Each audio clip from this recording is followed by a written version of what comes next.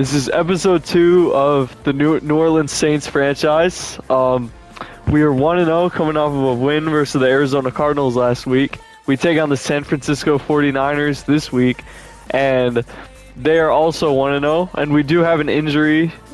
We have 2 injuries. Offensive side of the ball, Cam Akers is out for the game, and defensive side of the ball, Justin Reed, starting safety, is also out. So we're going to get into this game real quick. Coach of the Saints. All right, here we go. We're receiving the kickoff from Jake Moody, the greatest kicker in NFL history. On the return, Rashid Shaheed takes the kickoff and goes to the 27-yard line. Out comes Tyler Shough. Tyler Shough, interesting story. Off injured in college, the 3rd quarterback drafted. How old is he in real life? Like 25? He is now the QB for New Orleans. Really solid all-around performance last week, Mike. I think the biggest factor that led to the Alvin win was Kamara. his ability to continue to protect. He executed the offense, granted exactly how Did you see that? a week in practice. Now, it might not have been earth-shattering performance statistically. I got DK Metcalf from behind. That style of ball. We're gonna run a little play action here, try to get Olave involved. Off the play fake. And I Forced to his right. throw it away. Okay. Yeah, I'm bad. I should be. Yeah, that was horrible. I tried to throw it away, but my thumb missed the button. He's got another one here. Yeah, it did. I just straight up missed. On 2nd down. Catch is made there on the left side. Okay, that isn't very good. And he's going to be dropped after a pickup of Yeah, we might be cooked here. This drive might be cooked here. I might have to just throw it up to Olave if I get a one-on-one. operating out of the gun. This is Shough. And this is going to be incomplete. That is great. All right, that's a there, drop. Making things difficult defensively. It'll set up a 4th down. Oh, dang. Now, following the punt return, we have an injured player on Okay. the field. The drive begins at the 20. We punted on our opening drive. Now we got to stop Brock Purdy, Opening carry of the game for the and CMC is going to be a problem. He did a nice job skipping away from one tackle, then going forward, gain of 5. Yeah. It'll be 2nd down.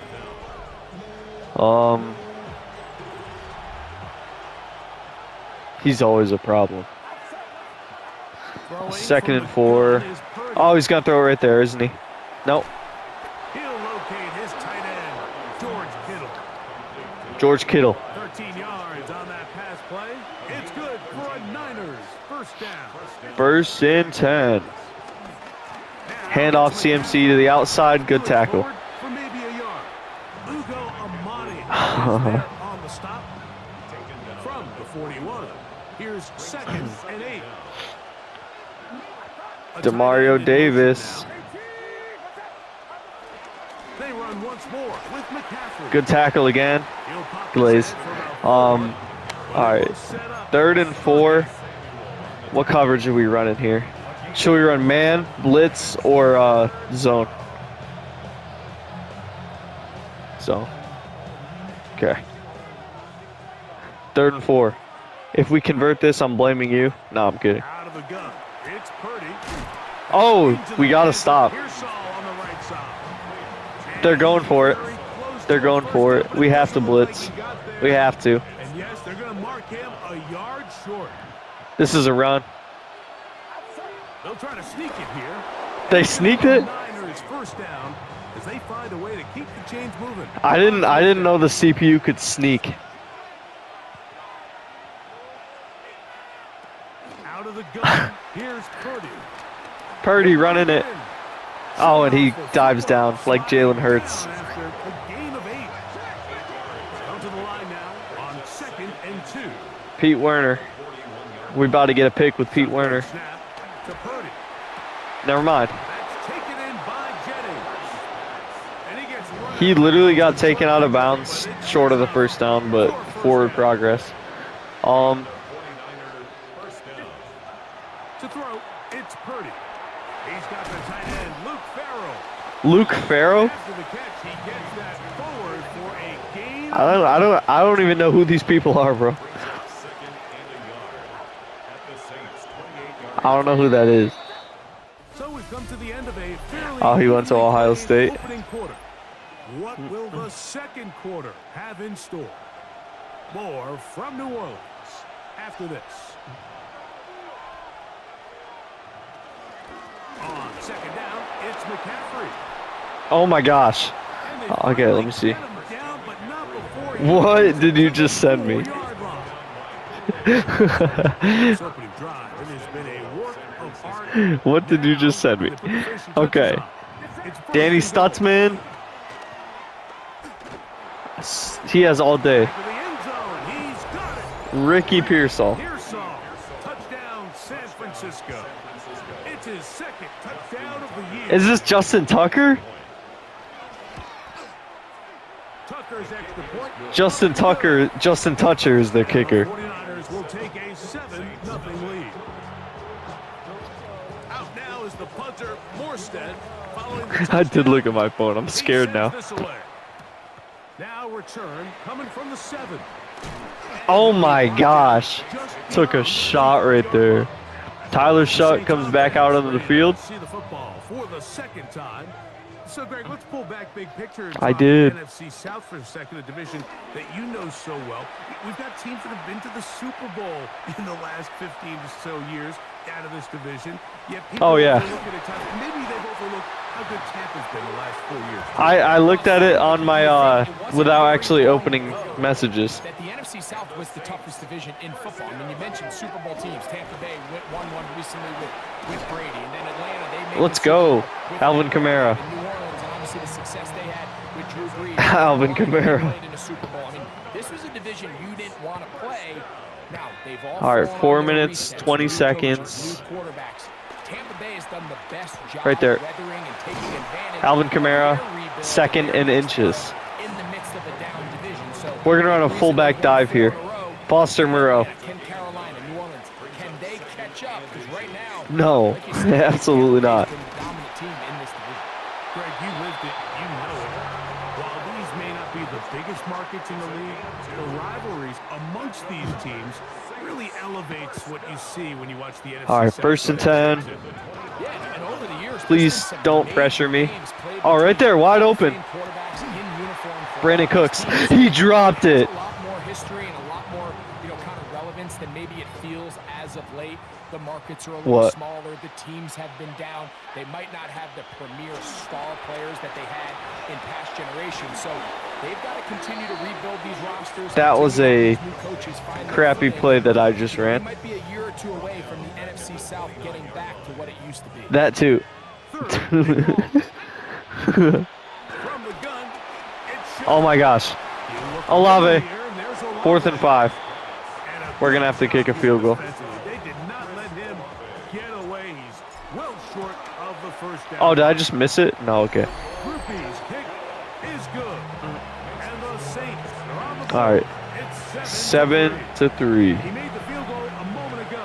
Now Groupie back out to kick it away. The return team gonna let that one go. It'll go through the end zone. It's a touchback. So here's Brock Purdy and this 49ers offense heading back onto the field.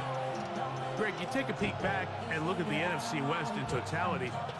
You just are reminded of how quick things change. I don't think anybody in the country thought the 49ers would be the last place team in this division last year. Shows you, one, how changeable it is, but also the quality of teams in this division.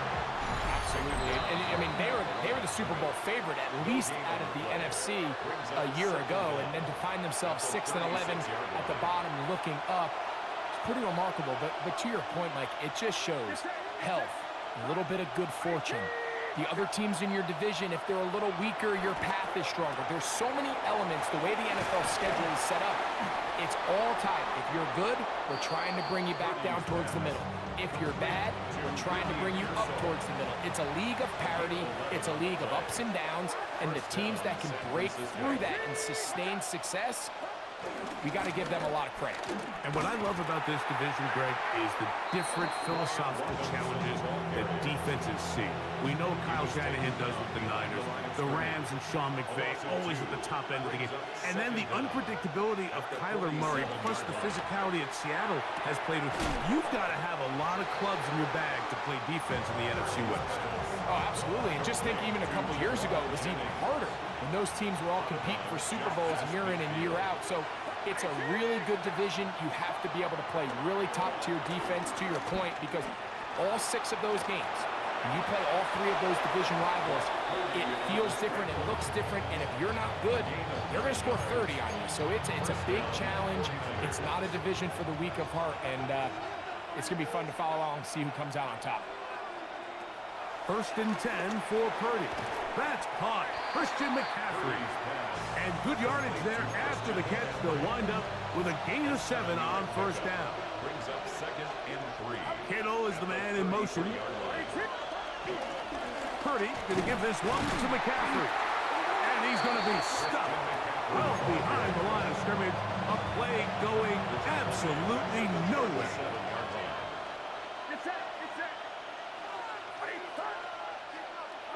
3rd down. Purdy. That's Ayuk with it on the left side. So now the Saints will use the first of their 3 timeouts as they'll stop with 17 seconds to go in half number 1. Needing the tough yards, they'll go with their fullback. And he's going to have the 49ers first down. Well, that was a tough couple of yards to pick up, but they convert on 4th and 1. First down.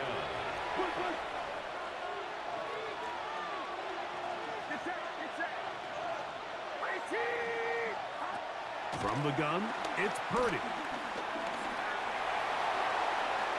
That's going to wind up incomplete. Not much time remaining.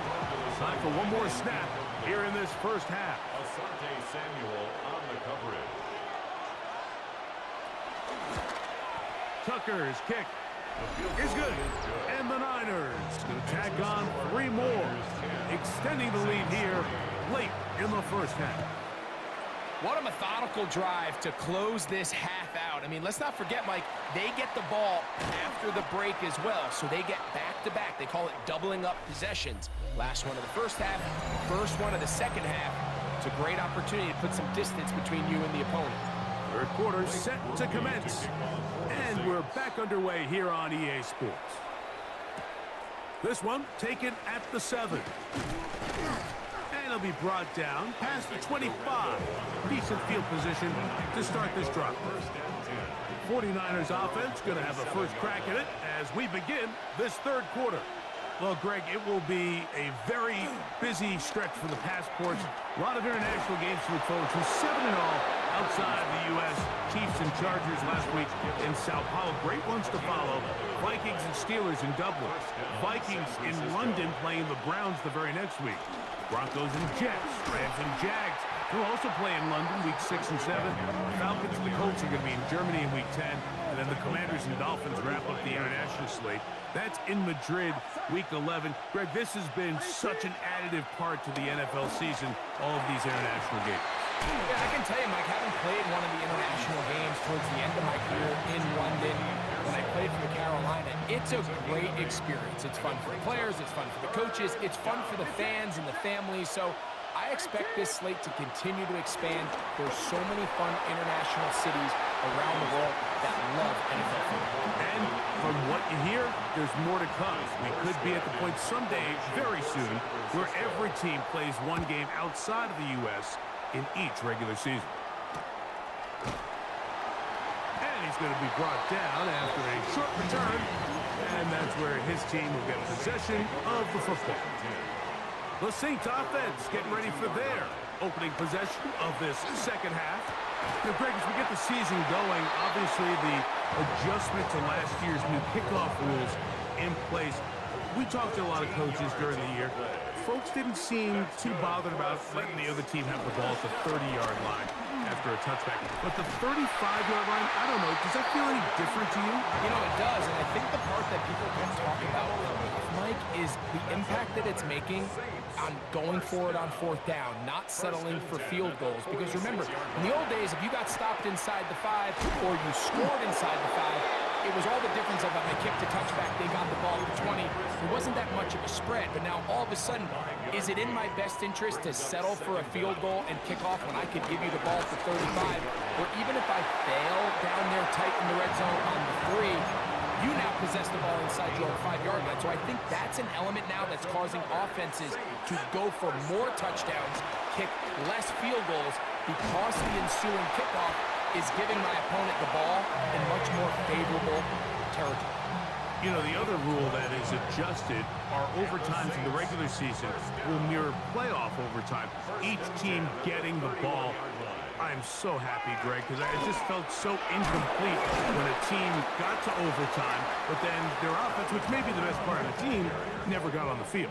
Yeah, and I couldn't agree more, and you hear everyone saying, oh, well, just get a stop. Well, you know, it's that legendary game between Mahomes and Josh Allen where neither team stopped anyone. It was just an offensive touchdown festival, so you won a coin toss and you get the ball. Well, the other team's defense hadn't gotten a stop the whole game. If Josh Allen got the ball first, he probably would have scored on a walk-off. So I love the idea of both teams getting the ball. If a game is good enough to go to overtime, let's finish it. We don't need to be in a rush. There's no curfew. Let's let the guys finish it on the field. A lot more similar to how the regular game goes and not have... And he will get into the end zone. Alvin Kamara, touchdown, New Orleans. Grupe able to add the extra point. And the Saints will tie things up. It's now 10-10. So back to level after the touchdown. Time for the kickoff. The return starts from the 5. And he'll work this one past the 25 to right about the 28-yard line. Here's the San Francisco offense ready to take possession of the ball once more. Well, Greg, as the season starts, really the season never ends. Think back to the schedule release. The draft has become this multi-day huge event. Green Bay crushed it with all the folks around the stadium in Lambeau, and some big names will be tied to that draft forever. A couple of the rookies that you've watched that are just sticking out in your mind, interested to see how they fit in the league as this season gets going. You know, obviously so much attention around the quarterback position. And Cam Ward goes #1, and then obviously with Shador and all the conversations around that as the draft unfolded. But I think a guy that's going to be fun to watch when you talk about fit, Mike, I think you look at Ashton Genty. He gets drafted by Vegas. He's now with the Raiders. Pete Carroll. It kind of has the feel of, is he his Marshawn Lynch? Is he the bell cow back, under center, Geno Smith, play action, set up that run game, play good defense? This feels like the early path Pete Carroll took when he took over in Seattle and turned them into a Super Bowl champion. So I'm not saying Genty's Marshawn Lynch, but he certainly feels like that's the fit the Raiders were going for when they took him with their first-round pick. Okay, let me ask you about Travis Hunter. Of course, the Heisman winner, Colorado, great play, both sides of the ball as a receiver and a corner. You know, Greg, it's hard to come in this league and play well on one side of the ball. Is it realistic to think you may see him on both offense and defense? Well, that's the million-dollar question, and I think to start, you have to say, okay, let's hang on that on something. And I think when you look at the league, where is it harder to find impactful players? I believe it's harder to find impactful defensive backs. I think it's a harder position. I think the league favors the offense with the rules and the play style. So if I'm Jacksonville, I'm making Travis Hunter a defensive back on day one, and then I'm going to package my offensive plays around his skill set to take advantage of him as a wide receiver. And then as time goes on, it'll eventually unfold where he'll be able to have a role on both sides of the ball more consistently. But if I was in Jacksonville, that's what I would do. But I think it's going to be very interesting to see how fast and how big of a role on both sides they give Hunter early in his rookie year. They'll run on first down with Kamara. And he's going to take this all the way down to the Saints' 8-yard line. Tie game, fourth quarter. What a sequence looming here as we get to first and goal. They'll run here with Kamara. And this time they are ready for him. Thrown for a loss. And it's second down. At the 12-yard line. Looking to throw. Here is Shuck. Quick throw here is complete. And that's going to move them closer, but they're going to need to come up with something here. Here comes third and goal. It's now third and goal. To throw is Shuck. It is brought in the end zone. Brandon Cooks. Touchdown Saints. Greg, every touchdown counts the same, but the ones you get in the fourth quarter, they are the ones that feel a little more important. Yeah, now that pressure shifts to your defense, your offense was able to go out and get the lead here late. Does your defense have enough left in them to get one more stop? So the lead is 7 now. Here in this fourth quarter, the tie has been broken. Let's see what happens on this kickoff. And they'll bring him down just shy of the 30-yard line. The 49ers offense makes their way back out to the field for their next possession. So, Greg, this was not a Christmas gift in May when the schedule maker said, hi, your season's going to start with back-to-back road games. However, win the first. If you can win here and then head home 2-0, then this season takes on a very different tone. Oh, there's no question. And, Mike, am I crazy, though? I could make an argument that I'd rather play the away games early in the season. We're fresh. We're not beat up. We don't have a roster that's depleted, getting a lot of new guys into it. When you get into the meat of the season, middle to back end, there's a lot of new guys playing for the first time. Practices are a little shorter. Travel's a little bit harder. You're not feeling as good. So if they can somehow get 2 early road wins here, knowing that now there's a lot of home games as the season unfolds, I actually think they could be doing themselves a favor. Here's second down and 3.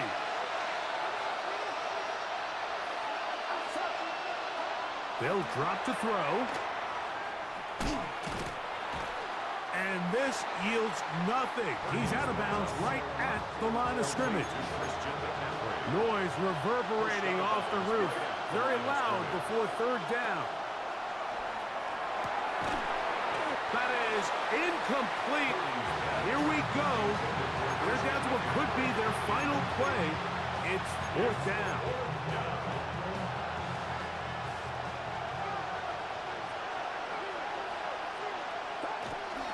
They'll run for it. It's McCaffrey. And that's not going to work. The defense comes up with a fourth down, fourth quarter stand, and forces a turnover on downs. On first down, they'll start out with Kamara. And he'll be taken down up at the 40-yard line. The Niners use the first of their timeouts. They'll be disappointed there after giving up the first down. This one on target to Olave. And he's down on the other side of midfield. Mark him at the 48-yard line. They'll come up here first and 10. Good for us Saints. A run here with Kamara. He'll be taken down after a gain of 2. The Niners will use their third and final timeout. And will take it with just over 90 seconds left on the clock. Second and 7.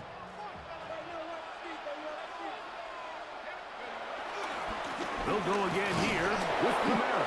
He'll get about 3, and that's going to lead to third down. Brought down at the 42-yard line. Here's a third down and 4. Brings up third and 4.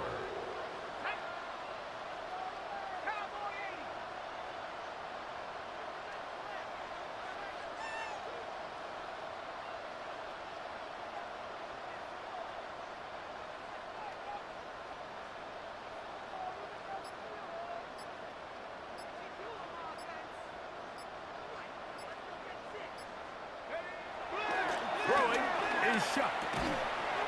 That's caught. Left side. It's complete. First and 10 now from the 36. That's another Saints first down. Victory formation. Defense powerless to stop. And And that should just about do it. So this one, a win for the Saints.